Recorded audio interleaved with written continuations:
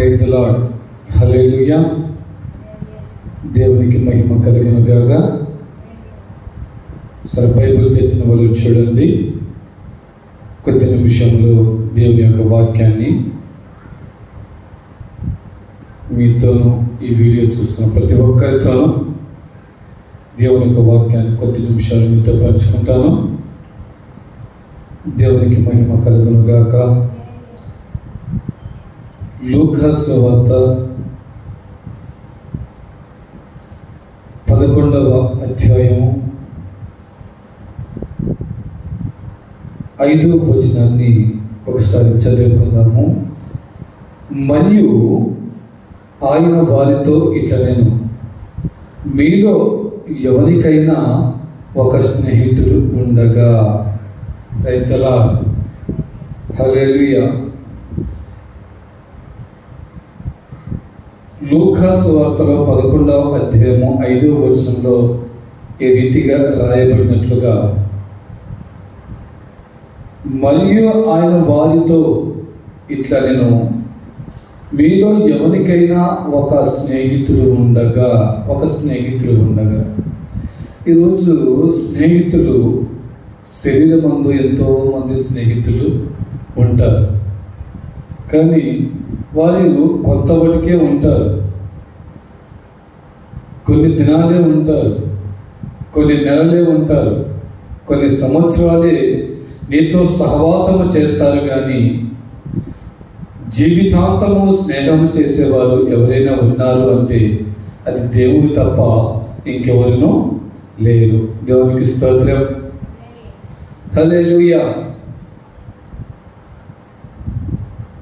నేను చిన్నప్పుడు ఇద్దరు స్నేహితుల గురించి నేను విన్నాను. అది మీ మధ్యలో పెడతాను. చిన్నప్పుడు చదువుకునేటప్పుడు ఇద్దరు స్నేహితులు ఉన్నారు. వాళ్ళిద్దరికీ 10 సంవత్సరాల వయసు. ఈ 10 సంవత్సరాల వయసు నుండి వారు 10th క్లాస్ వరకు కలిసి చదువుకున్నారు. ఒకే చోట నిద్రపోయారు, ఒకే ప్లేట్లో భోజనం తీసుకున్నారు. చాలా ప్రాణ స్నేహితులు. ఈ ప్రాణ స్నేహితులు 10th క్లాస్ వరకు చక్కగా ఇద్దరు చదువుకున్నారు.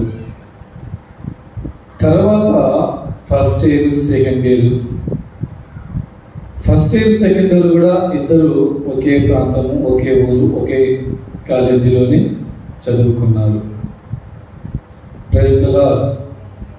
వాళ్ళిద్దరూ డిగ్రీ చదువుకునే సమయానికి వచ్చేసరికి ఒక వ్యక్తికి డబ్బు ఎక్కువగా ఉండటం వల్ల ఆ వ్యక్తి డిగ్రీ చదివాడు.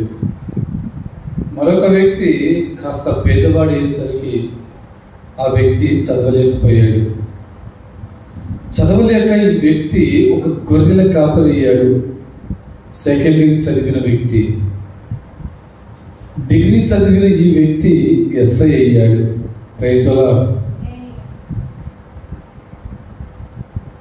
బాగా చదువుకున్నాడు. తల్లిదండ్రులు బాగా డబ్బున్న వాళ్ళు. ఈ వ్యక్తి డబ్బున్నవాడు కనుక ఈ వ్యక్తి చక్కగా వాళ్ళ తల్లిదండ్రులను చదివిపించి ఆ వ్యక్తిని చదివిపించి మంచి ప్రయోజకుని చేసి, ఖర్చు 10 రూపాయలు ఖర్చు పెట్టినా సరే నా బిడ్డని మంచి ప్రయోజకుని చెయ్యాలని ఆ వ్యక్తి తల్లిదండ్రులు అనుకొని ఆ వ్యక్తిని ఎస్ఐ ఉద్యోగం వచ్చేలాగా మరి ప్రయాసతోనూ తనకు ఒక డబ్బు ఉండటం వల్ల అతను ఎస్ఐ ఉద్యోగము పూర్తి చేసాడు. Praise the Lord. హల్లెలూయా. ఈ తనలో నుండి డివైడ్ అయిన ఒక స్నేహితుడు గొర్రెల కాపరి అయ్యాడు. ఈ గొర్రెల కాపరి అయిన ఈ వ్యక్తి ఆ ఊర్లో ఉన్నాడు, తన సొంత ఊర్లో ఉన్నాడు. తన కుటుంబాన్ని, తన పిల్లలు, తన జీవితము జీవిస్తూ ఉన్నాడు. ఆ సందర్భాన ఈ ఎస్ఐ జాబ్ వచ్చిన వ్యక్తి ఈ గొర్రెల కాపరికి స్నేహితుడు. ఈ గొర్రెల కాపరున్న ఈ వ్యక్తి ఉన్న ఇంటి పక్కనే ఈ ఎస్ఐ కూడా ఇల్లు అద్దెకు వచ్చి చేరి ఉన్నాడు. తన స్నేహితుడు అని తెలియక వచ్చి ఇంట్లో చేరగా, పక్కింట్లో చేరగా, ఆ చేరిన తర్వాత ఈ వ్యక్తిని చూడగా చిన్నాచి స్నేహితులని ఎంతో సంబరంతో సంతోషంతో ఆనందంగా ఉన్నాడు. Praise the lord. ఇద్దరు చక్కగా చిన్నదానికి పెద్దానికి ఎప్పుడో వాళ్ళిద్దరు విడిపోయి 10 సంవత్సరాలు 15 సంవత్సరాలు అయ్యింది. తర్వాత కలుసుకునేసరికి వాళ్ళిద్దరిలో ఆనందము సంతోషము ఆపుకోలేనంత వాళ్ళిద్దరి మధ్యలో నిలిచి ఉన్నది. Praise the Lord. హల్లెలూయా. ఈ ఎస్ఐ జాబ్ వచ్చిన ఈ వ్యక్తికి ఏది కేసు దొరక్క ఇతను చాలా బాధపడతా ఉన్నాడు. ఇతను ఏం చేస్తున్నాడంటే, మరొక వ్యక్తి ఇతను గొర్రెల కాపరి కనుక రోజు గొర్రెల కాచుకొస్తున్నాడు, ఆ దొడ్లోకి తోలుకుంటున్నాడు, తన భార్య పిల్లల్ని చక్కగా చూసుకుంటున్నాడు. ఒకరోజు ఏం జరిగిందంటే, ఈ గొర్రెల కాపరి ఈ వ్యక్తి, ఇదిగో నేను తల తీసుకొచ్చి ఆ గోతాంలో వేసుకొని, ఆ పొట్టేలి తల ఆ గోతాంలో వేసుకొని, ఆ సంచిలో వేసుకొని, ఇదిగో నేను ఇక్కడ పెడుతున్నాను, ఇక్కడ తల ఉంది,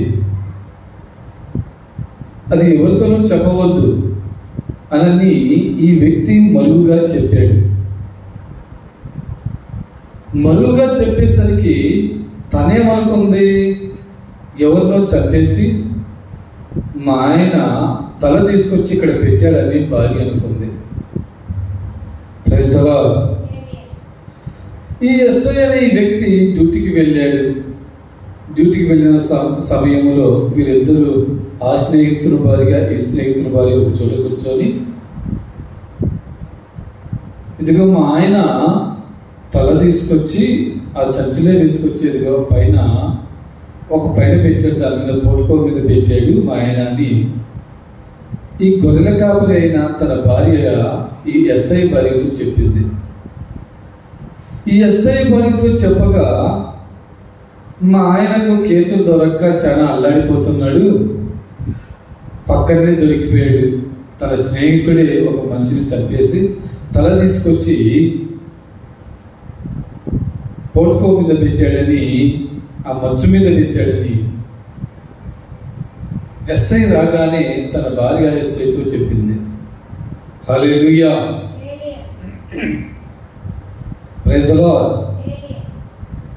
ఆ మాట చెప్పగా ఆ వ్యక్తి చక్కగా స్నేహితుడు రాగానే తన చేతులకు సంఖ్యలు వేసి తీసుకువెళ్ళి స్టేషన్లో కూర్చోబెట్టాడు. ఎందుకు నన్ను స్టేషన్లో కూర్చోబెట్టావు? నేనేం తప్పు చేశాను, ఏం పాపం చేశాను? మన ఇద్దరే అంత స్నేహితులం కదా, ప్రాణ స్నేహితులకు మనము. ఈరోజు నువ్వు నన్ను ఎందుకు స్టేషన్లో కూర్చోబెట్టావని తన స్నేహితుడి ఆయన గొర్రెల కాపరి ఈ ఎస్ఐని అడుగుతుంటే, తనంటాడు, నువ్వు ఒక మనిషిని చంపివేశావు, నువ్వు ఒక మనిషిని చంపివేసి ఇంట్లో మచ్చు మీద పోటుకో మీద పెట్టావు కనుక అది నీ భార్య చెప్పింది, అందుకే నిన్ను అరెస్ట్ చేసి స్టేషన్లో వేశాను అని. Praise the Lord. హల్లెలూయా. తనంటాడు, నేను చంపింది మనిషిని కాదు, ఈరోజు ఆదివారం కనుక నేను ఒక పొట్టేలుని కోసి అది మాంసాన్ని అమ్మాను కనుక పొట్టేలు తల తీసుకొచ్చి అక్కడ సంచిలో పెట్టి అక్కడ పెట్టాను.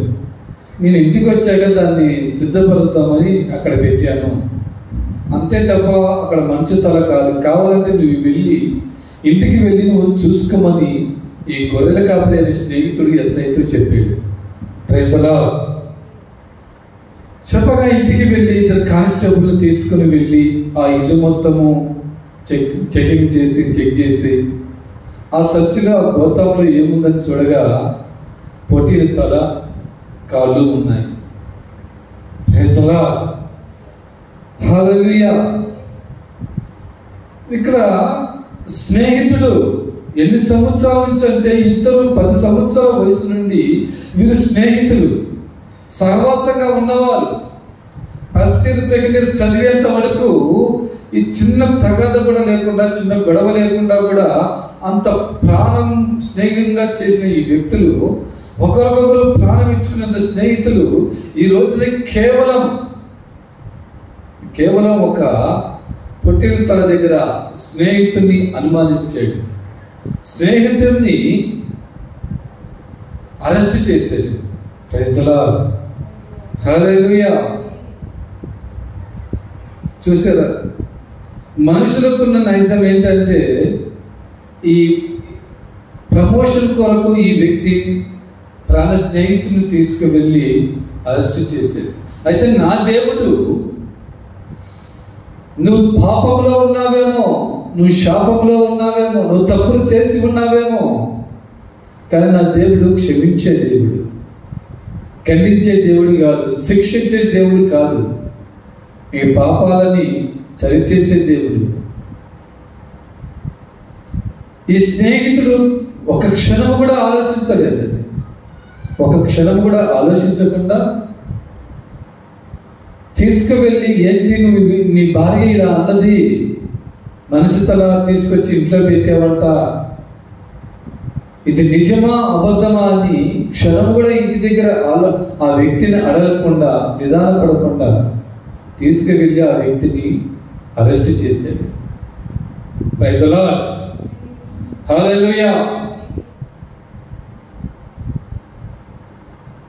బైబిల్లో హానోకు అనే వ్యక్తి ఉన్నాడు. ఆదికాండము 5వ అధ్యాయం 21వ వచనంలో రాయబడి ఉంటుంది. హానోకు ఎవరితో సహవాసము చేస్తున్నాడు అంటే దేవునితో సహవాసము చేస్తున్నాడు. మనుషులతో సహవాసము చేయడం లేదు. దేవుడే నా గురి, దేవుడే నాకు కావాలి. ఈ వ్యక్తిని దేవుడు ఎప్పుడు సహవాసంగా అతనితో పిలిచాడు, ఎప్పుడు ఏ వయసులో తనతో స్నేహం చేశాడంటే ఈ హానోకుకి 65 సంవత్సరాల వయసు ఉన్నప్పుడు దేవుడు తనని పిలిచి తన మార్గంలో నడిపించుకుంటున్నాడు. Praise the lord. ఈ హానోకు దేవుడితో సహవాసము, దేవుడితో స్నేహము, 365 సంవత్సరములు ఈ వ్యక్తి దేవునితో సహవాసము చేసెను. 65 సంవత్సరములు డివైడ్ చేసిన 300 సంవత్సరములు దేవునితో సహవాసము చేశాడు. దేవునితో సహవాసము చేసి పరలోకము నుండి దేవుడే హానోకు దగ్గరకు వచ్చి తీసుకొని పోయిను అని రాయబడింది. Praise the Lord. హల్లెలూయా. ఈరోజు సహవాసం ఎలా ఉండాలంటే దేవునితో నువ్వు 1 సంవత్సరం చేసి విడిచిపెట్టడం కాదు, 2 సంవత్సరాలు చేసి విడిచిపెట్టడం కాదు, 5 సంవత్సరాలు దేవునితో నడిచి విడిచిపెట్టడం కాదు. Praise the Lord. హల్లెలూయా. 300 సంవత్సరములు దేవునితో నడిచెను. తనకు సంతానము, మనవల్ల సంతానం, ముని మనవల్ల సంతానము, కూతుర్ల సంతానం, ఎంతో మంది సంతానం కలిగినా కూడా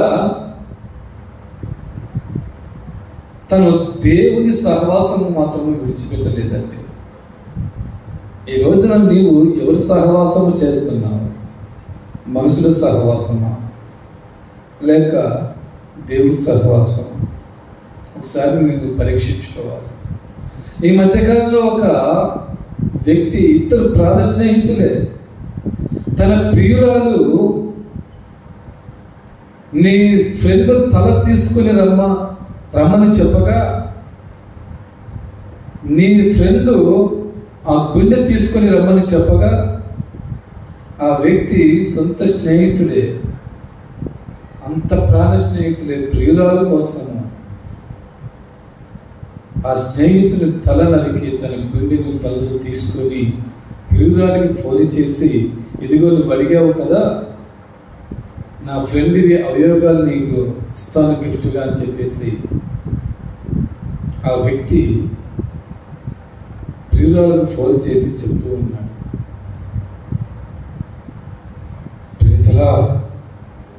హల్లెలూయా.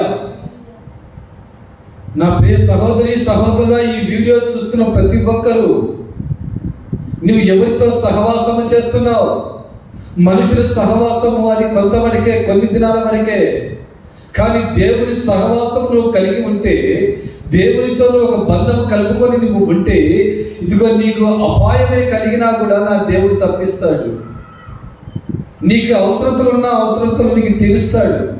నీకున్న అక్కర్లన్నీ తీరుస్తాడు. దేవుడికి ఉన్న నైజం అది. మనుషుల నైజం ఏంటంటే ఇదిగో ప్రాణాలే తీసేసిన నైజము మనుషులది. హల్లెలూయా, హల్లెలూయా. బైబిల్లో మత్తయి సువార్తలో రాయబడిన రీతిగా ప్రభు ఆ మార్గంలో వెళుతూ ఉండగా అక్కడ ఒక మత్తైన వ్యక్తి కనబడుతున్నాడు. పన్నులు వసూలు చేసేవాడు. నువ్వు నన్ను వెంబడించు అన్నాడు. వెంబడించు అనగా ఆ వ్యక్తి మరొక మాట కూడా చెప్పలేదు.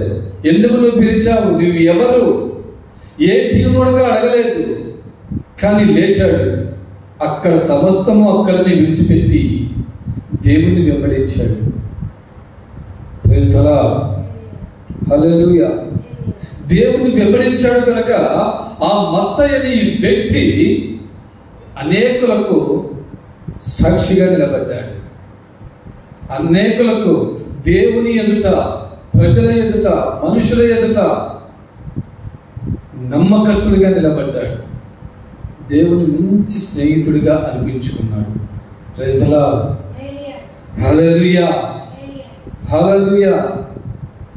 ఈరోజు నీ స్నేహం ఎవరితో ఉంది? నువ్వు ఎవరితో సహవాసం చేస్తున్నావు?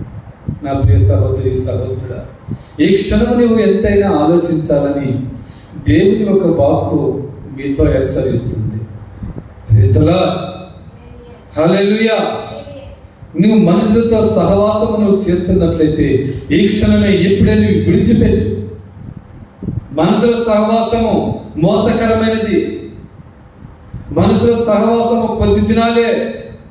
ఎప్పుడు నువ్వు నీ విషయంలో ఎప్పుడు ఏ బుద్ధి కలిగి ఉంటాడో మనుషుల బుద్ధి తెలియని పరిస్థితి.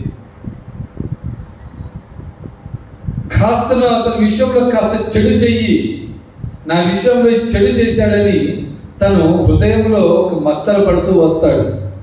కానీ దేవుని విషయంలో నువ్వు తెలియక చిన్న తప్పు చేసినా, ప్రభువా నేను తప్పైపోయింది నన్ను క్షమించు అని నువ్వు అడిగితే క్షమించే దేవుడు నా దేవుడు. హల్లెలూయా. ఆయన ప్రేమ కలిగిన వాడు, ప్రేమామూర్తి. ప్రేమ లేనివాడు కాదు, కఠినస్తుడు కాదు. నువ్వు పాపం చేశావే, నువ్వు తప్పు చేశావే అని నా దేవుడు నిన్ను శిక్షించే దేవుడు కాదు, ప్రేమించే దేవుడే. కనుక ఇక మీదటైనా నీవు మనుషులతో నీవు సహవాసము చేస్తున్నావేమో, మనుషుల సహవాసం నువ్వు చేస్తున్నావేమో, వాటిని విడిచిపెట్టుకొని నా దేవుని సహవాసం, నా ప్రభు సహవాసం, నా యేసు ప్రభు సహవాసం నువ్వు చేస్తే నా దేవుడు నిన్ను ఎత్తిపట్టుకుని నిత్య రాజ్యానికి నిన్ను వారసునిగా చేర్చుకుంటాడు. Praise the Lord, hallelujah. ఈ కొద్ది మాటలు దేవుడు దీవించి మీ హృదయాల్లో నీరు గట్టి ఫలింప చెయ్యును గాక. ఆమేన్.